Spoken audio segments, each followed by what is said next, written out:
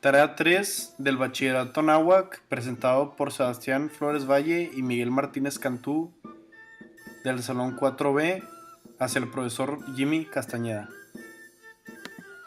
Elementos de la estructura dramática. Primero empezamos con la estructura externa. Empezaremos con la definición. La estructura externa de un texto en cambio es algo que no depende de argumento de la historia, sino de su composición y organización. La primera que tenemos es acto o jornada. Su definición es la unidad dramática en la que se desarrolla la acción y tiene como finalidad facilitar la organización y la representación de la obra. En cada una de estas podemos ver un ejemplo, incluyendo esta. Segundamente, la escena. Su definición es una división de la acción dramática. Seguimos con el cuadro. El cuadro aborda una posición estética, la cual es que el espectador vea la obra como si estuviera ante un lienzo. El diálogo. Utilizan el lenguaje oral y el lenguaje corporal para transmitir una serie de emociones, ideas y percepciones. La primera que tenemos es el diálogo de tipo la elocución, lo que se dice. La ilusión, aquello que se quiere decir en realidad, el subtexto, los mensajes ocultos. Finalmente, la perlocución, lo que se pretende conseguir con lo que se dice. Seguimos con el discurso.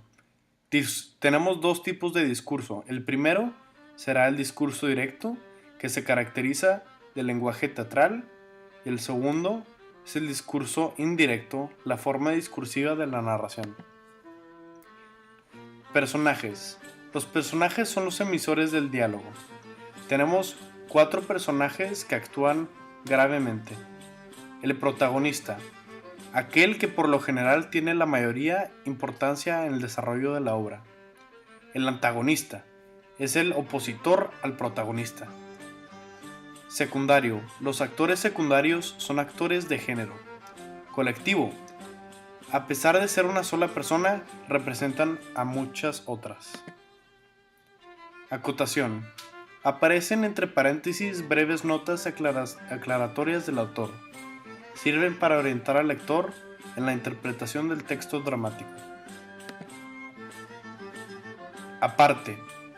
Texto que se declama un actor dirigiéndose a sí mismos o a otros, simulando no ser oído por el resto de los actores. Función poética.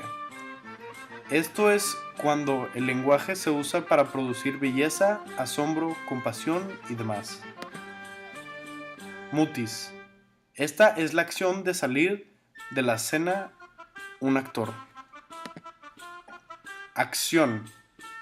Son todos los sucesos que pasan en la escena con respecto a las situaciones que originan o afectan a los personajes. Seguimos con la estructura interna. Su definición es: la estructura interna es la manera de descubrir los sucesos en una narración. En este sentido, los relatos suelen presentar 3 partes: el planteamiento, el nudo y el desenlace. El planteamiento. Este tiene el propósito de trazar el plano general en que se desarrolla la obra, al presentar a los personajes y estableciendo en líneas generales que cuándo y dónde ocurren los hechos que dan sentido a la obra. Nudo. Es la parte del desarrollo de la historia en la que aparece el conflicto que marca la tensión dramática. El clímax. Ocurre al sobrevivir el momento más elevado de tensión dramática. Se da justamente cuando se manifiesta el conflicto en su punto de mayor intensidad y de alguna manera marca el inicio del final de la obra. El desenlace.